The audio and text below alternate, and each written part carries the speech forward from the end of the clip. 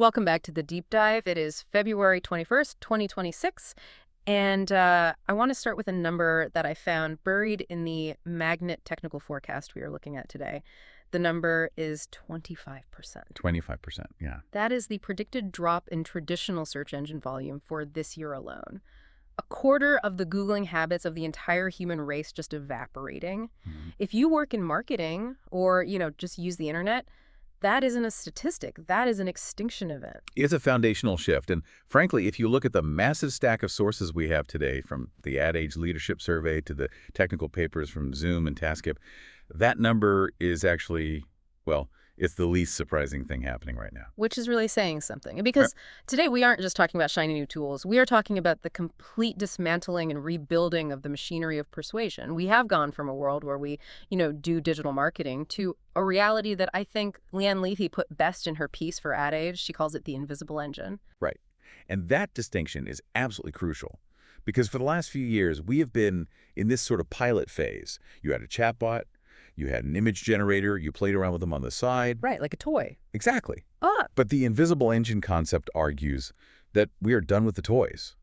The AI isn't the thing you use anymore. It is the thing that runs the platform you stand on. It's embedded.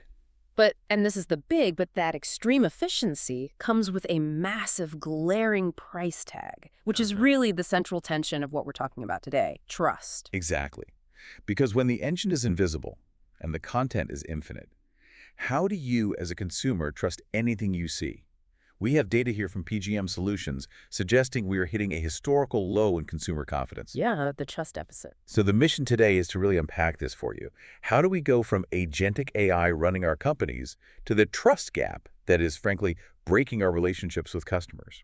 And what does it mean to be a learner in this hyper-accelerated environment? We have a lot to get through today. Agency pricing models, the death of the billable hour, the rise of the fractional workforce.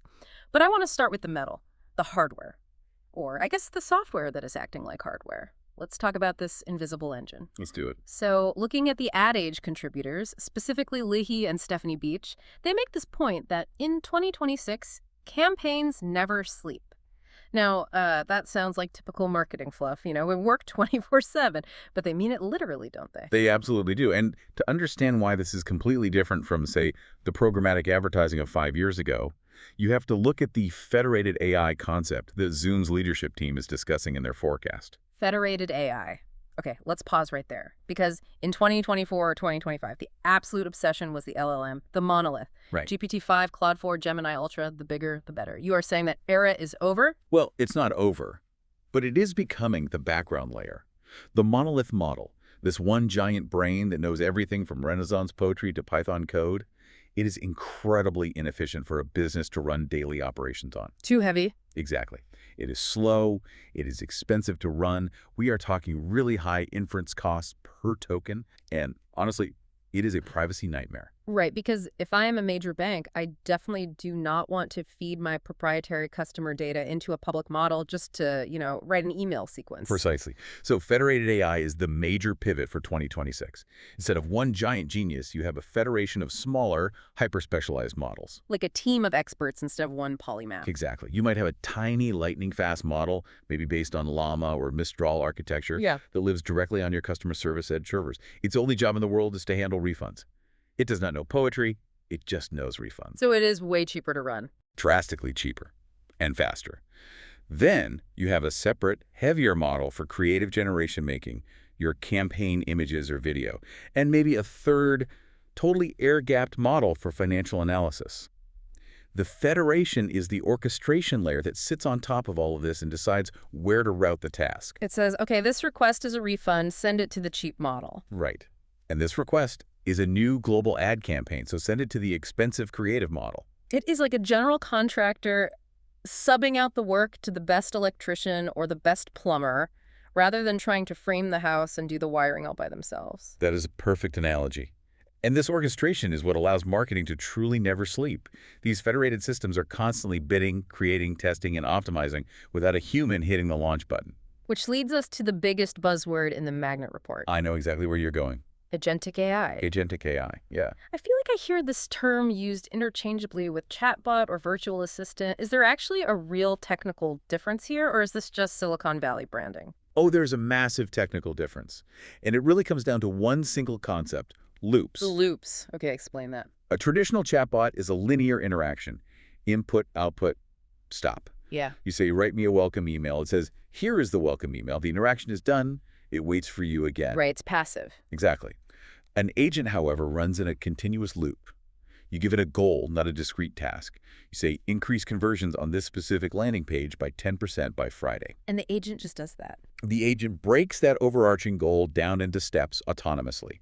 It thinks, okay, to achieve a 10% increase, I first need to analyze the current traffic. Then I need to generate 3 variations of the headline. Then I need to log into the CMS and deploy them. Then I need to monitor the results for 24 hours, kill the losing variations, and allocate the budget to the winner. And it actually executes those steps. That is the key. It has access to the tools, it clicks the buttons, it writes the code. That is, well, it's terrifyingly autonomous. It is. And McKinsey's survey data backs this up. They found that 62% of organizations are currently experimenting with AI agents, particularly in IT and knowledge management workflows. Now, I want to be clear here. Experimenting is doing a lot of heavy lifting in that sentence. A lot of these agents are still breaking things. I was going to ask about that. I mean, we have all seen a chatbot hallucinate a historical fact. If an agent hallucinates an action, does it delete the production database? Does it spend the entire quarterly ad budget in an hour? That absolutely happens. There are documented horror stories of agents getting into these invisible conflict loops where 2 of your own agents are bidding against each other on an ad platform, driving up your own costs because they weren't coordinated. Oh, wow. Which is exactly why Magnet predicts the rise of this totally new role, the marketing operations controller. The controller? This doesn't sound like a creative director. No, not at all. Think of an air traffic controller. You are sitting there, staring at a dashboard of green lights, monitoring a fleet of automated agents. You aren't writing the ad copy. You are watching the sentiment agent to make sure it doesn't accidentally insult your core demographic. You aren't buying the media either. Right. You are watching the budget agent to make sure it doesn't burn $1 million at 3 in the morning because of a rogue loop. It sounds kind of boring. It is high-stress boredom. It is 90% watching screens and 10% pure panic when an agent goes rogue. But, and this is the core argument from the Zune Insights, it completely kills the work about work. The administrative drudgery. The scheduling, the formatting, the resizing of assets for 14 different social platforms, that is all gone. The invisible engine eats that work. Okay, so if the engine is doing the manual labor and the controller is just watching the engine, where does the actual marketer go? The person who actually understands the human being on the other end of the transaction. That is the defining question of the decade. And to answer that, we have to look at what is actually happening to that human on the other end. Because as we saw with that search crash statistic we opened with, the human is becoming a lot harder to find. Which brings us perfectly into segment 2. Let's really dig into that 25% drop in search volume. Because for 20 years, search was the internet. It was the front door to everything. You want something, you Google it. And that door is rapidly closing. Or at the very least, it is being bypassed completely. The Magnet report identifies the search crash not as a loss of human curiosity, but as a fundamental change in the interface. People aren't Googling. They are conversing. Right, and I do this myself now. If I want to know, say, what is the best project management software for a remote team of 5 people, I do not type that into a standard search bar anymore. Because if I do, I get a page of 10 glue links. 7 of them are sponsored ads for tools I don't want, and the other 3 are SEO spam blogs written by robots anyway. Exactly. The signal-to-noise ratio in traditional search just became completely unbearable for the average user. So now you go to ChatGPT or Claude or Perplexity and you just ask. You say, compare the top 3 tools for my specific situation. And it just gives me the answer. I give you the synthesized answer. But think about what that does to the business model of the open web. If you don't click the link, the website doesn't get the traffic. It destroys the ad-supported internet. It is an existential threat to it. But for marketers, it creates this new kind of terrifying acronym soup. For years, we obsessed over SEO, search engine optimization. Now, for 2026, you have to master AEO and GEO. Okay, let's break these down for everyone listening. AEO first. Answer, engine optimization. So think about the difference in the final output. In traditional SEO, you wanted to rank on a page. Being the number 3 link was still pretty good. You got traffic. They still got clicked. Right. In AEO, there is no page. There is one single answer. The virtual assistant says the best tool for your team is Asana. If you are Monday.com and you aren't the answer, you effectively do not exist to that consumer. Talk about a winner-take-all economy. That is brutal. It is fiercely competitive. You are optimizing to be the definitive citation. You need your brand's information to be structured in such a specific way that the AI finds it authoritative enough to quote directly in its response. And what about GEO, generative engine optimization? How is that different? GEO is even more abstract, honestly. This is about influencing the training data of the models themselves. Influencing the training data. Yes. It is about creating content that is so ubiquitous, so deeply embedded across the web, and so high quality that when the next iteration of the large language model is being trained, your brand essentially becomes synonymous with the concept itself within the model's neural network. So you are basically doing public relations, but for a robot brain. That is exactly what you're doing. Ad Age puts it perfectly in their trend report. They say AI models are now a primary audience. You have to market to the AI first. If the AI does not know you, or does not trust your data structure, it will never recommend you to the human. This feels like we are adding this massive layer of unfeeling bureaucracy between us and our customers. It used to be so simple. I put up a billboard, you drive by and see it. Now it is, I have to convince an algorithm that I am worthy, and maybe, just maybe, the algorithm whispers my name to you. It is the ultimate gatekeeper. And it gets even weirder when you look at David Cohen's prediction. He is the CEO of the IAB. And in the Ad Age piece, he talks about the split internet. The split internet, expand on that. He predicts that the web is rapidly dividing into two entirely distinct spheres. One is humans talking to other humans in highly protected spaces. Think encrypted group chats, private Discord servers, walled-off communities. The other is the public web, which is increasingly just machines talking to machines. It sounds like the dead internet theory is literally coming to life. Yeah. In a very practical way, yes. The Ad Age report notes that 2/3 of all global internet traffic is now bots. You have crawlers, scrapers, AI agents running loops, and of course, bad actors. So if you look at your brand's website analytics today and see 10,000 visitors, 6,000 of them might be completely non-human. exactly.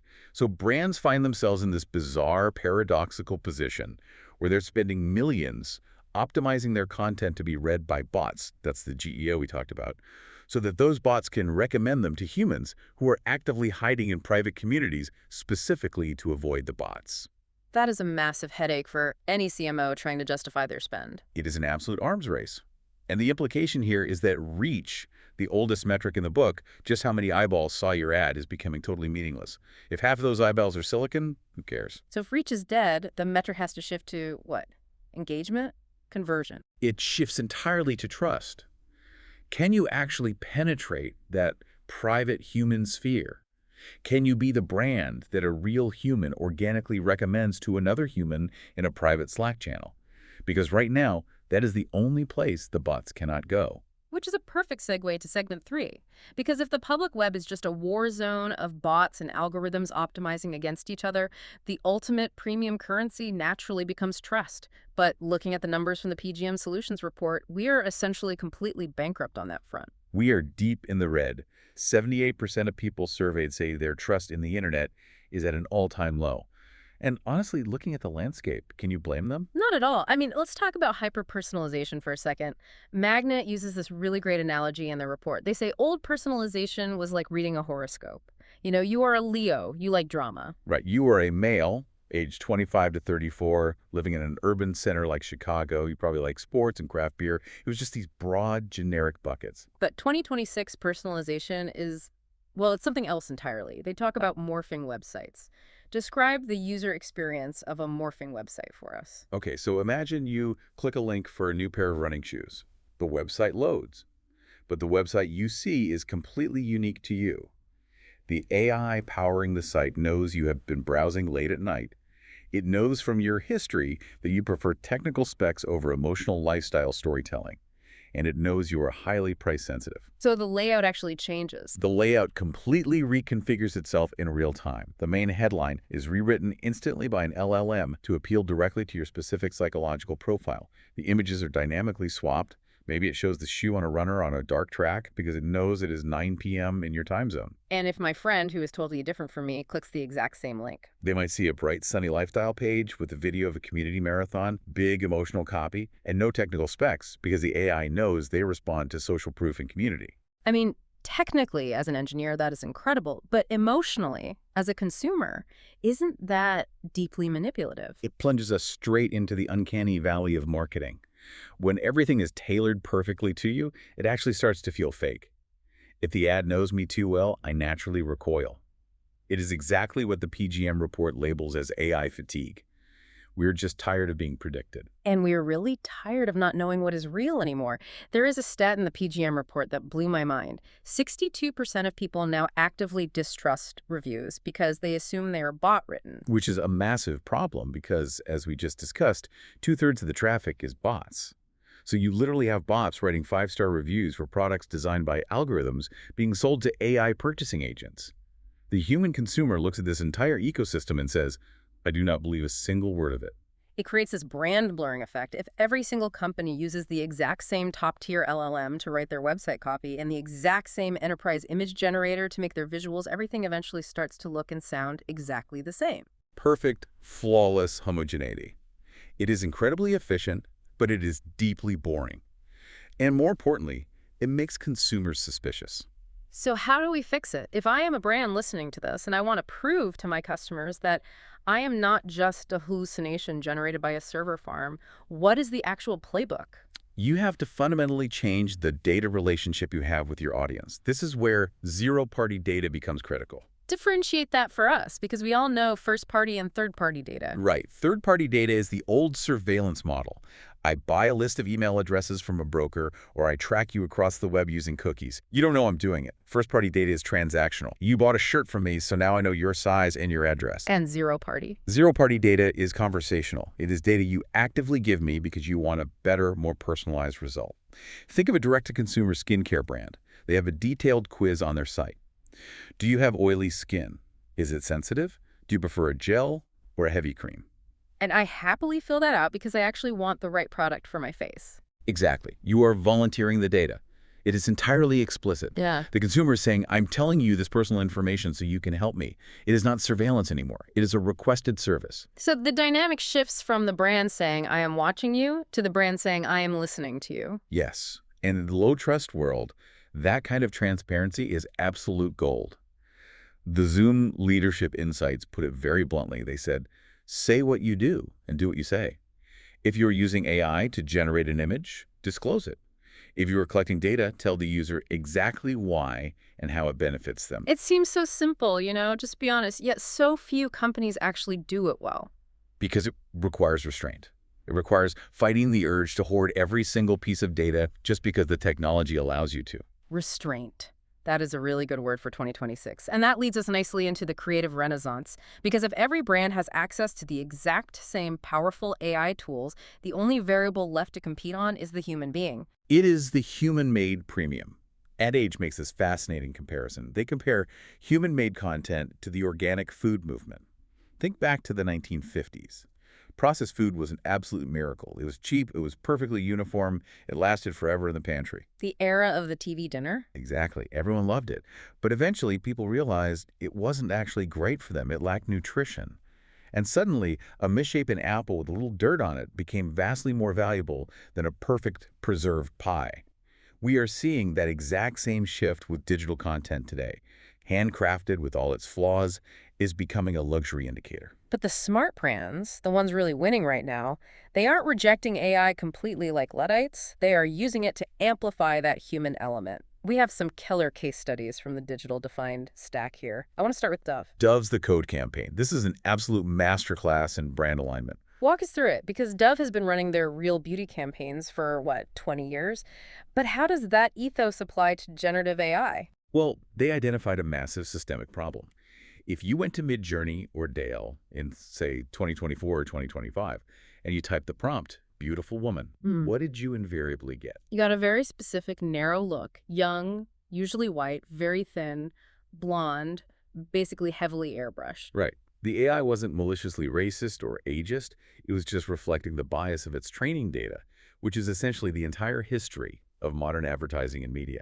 It was taking our stereotypes and amplifying them perfectly. So Dove could have just put out a traditional press release saying AI is bad for body image. They could have. It would have been safe.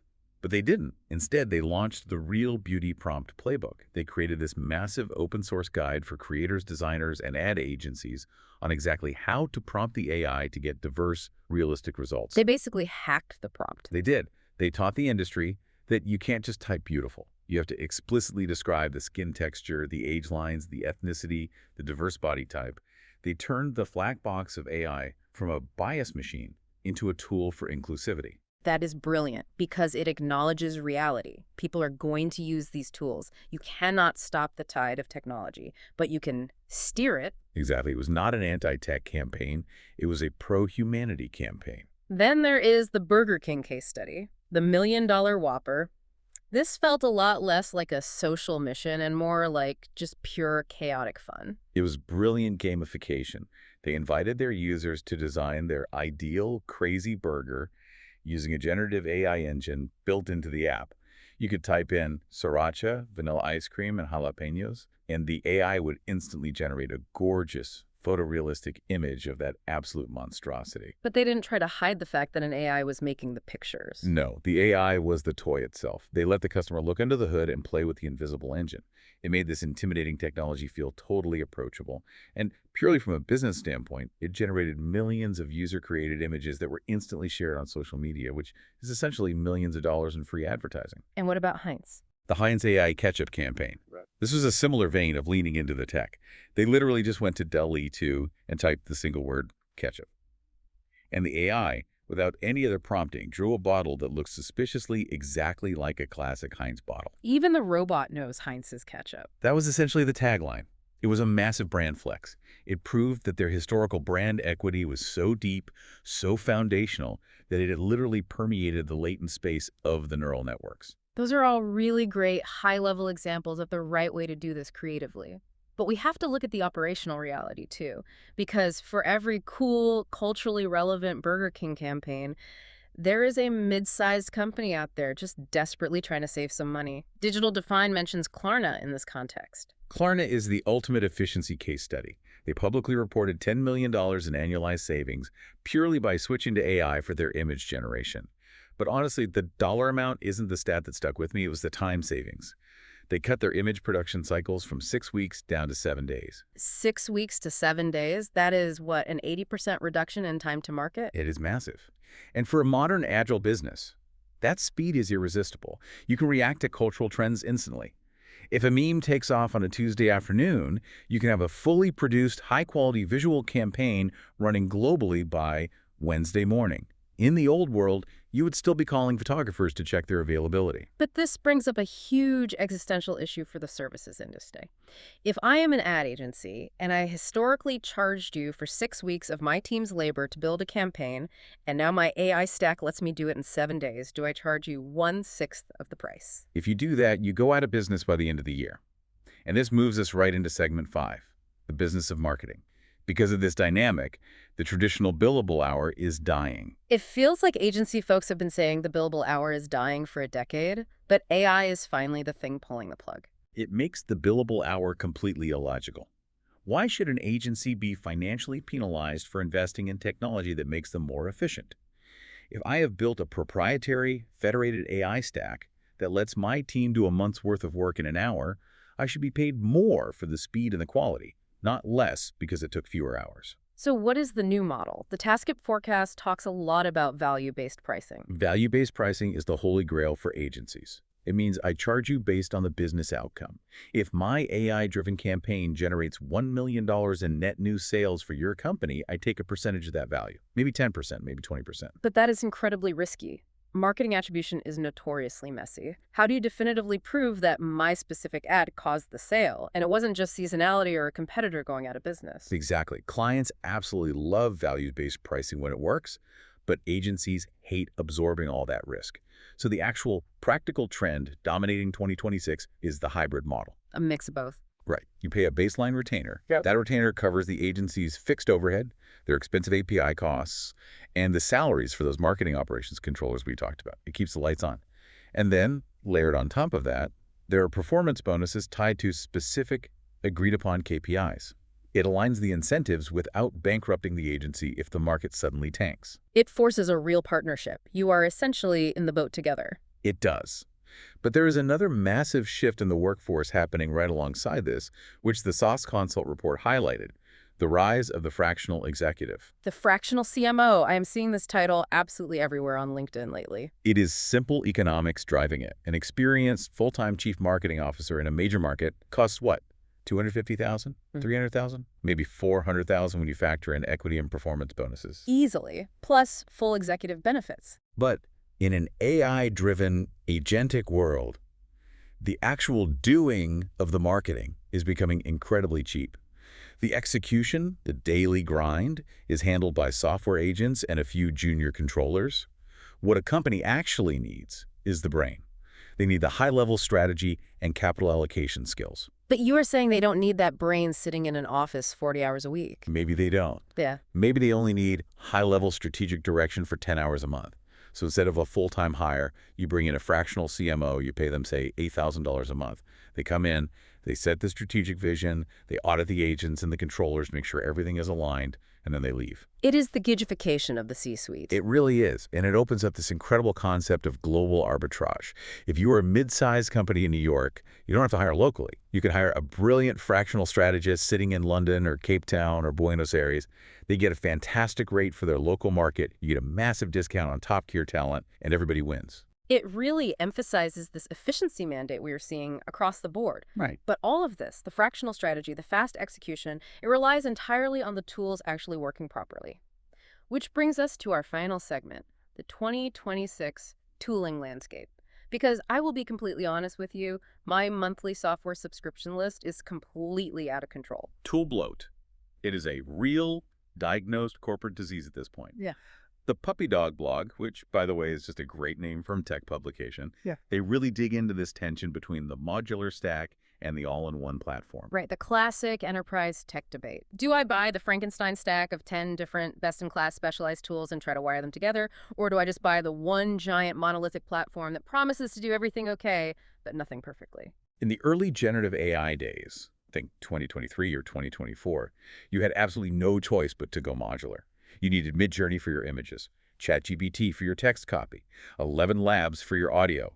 None of them talk to each other natively. You were essentially acting as a human data janitor, just copying and pasting files between browser tabs all day long. Literally the worst job, just moving text from one box to another. But now, in 2026, we are finally seeing the orchestration layers mature. Look at platforms like Jasper or Copy.ai. They started out as simple text generators, type a prompt, get a blog post. Now, they are full-blown campaign operating systems. They connect directly to your SEO data. They ingest your strict brand voice guidelines. They hook into your CMS. They are aggressively trying to be the all-in-one solution. And on the visual design side, Canva Enterprise is pretty much eating the world. Canva is fascinating because it is fundamentally democratizing the final output. It allows that marketing operations controller we discussed earlier to jump in and actually fix a visual design flaw themselves without needing to submit a ticket and wait for a classically trained creative director to open Photoshop. But are there still standouts? Are there specific areas where the all-in-one platforms fail and you absolutely have to go to a specialized modular tool? High conversion video is definitely one. We mentioned puppydog.io earlier.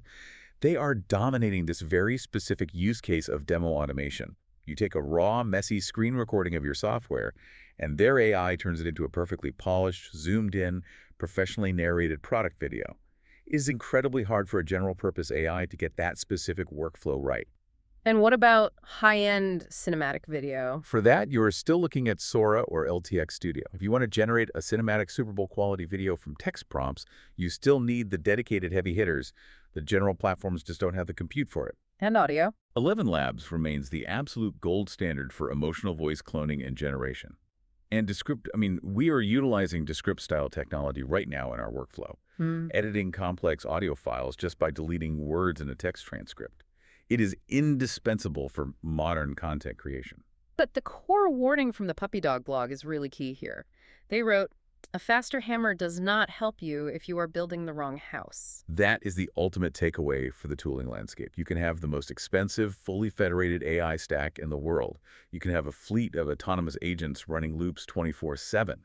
But if you do not have a human strategy, if you don't have that fractional CMO brain guiding the ship, you are just generating noise at the speed of light. Generating noise at the speed of light. That feels like a terrifyingly accurate summary of the internet in 2026. It is the trap everyone is falling into. So, as we wrap this up today, we have covered the invisible engine, the 25% search crash, the crisis of trust, and the death of the billable hour. What is the grand synthesis here for the listener driving to work right now? What is the so what of all this data? The synthesis is that the discipline of marketing has permanently bifurcated. It is split in two. On one side, you have the machine layer. This is your agentic AI, your federated models, your AEO and GEO optimization. This layer is pure math. It needs to be ruthlessly efficient, completely automated, and largely invisible. And on the other side, The human layer. This is where meaning, emotional trust, and actual connection live. This layer cannot be automated. In fact, the paradox of 2026 is that the more money and effort you sink into automating the machine layer, the more aggressively you have to invest in the human layer to prove you are real. so AI actually makes being authentically human more expensive, but infinitely more valuable. Exactly. And radical transparency is the only bridge between the two. Like the Zoom leadership said, you have to be totally honest with your customer about which layer they are interacting with at any given moment. I want to leave everyone listening with that provocative thought we hinted at earlier in the deep dive, the idea of the gatekeeper code. Yes, this is the concept I have been obsessing over for weeks.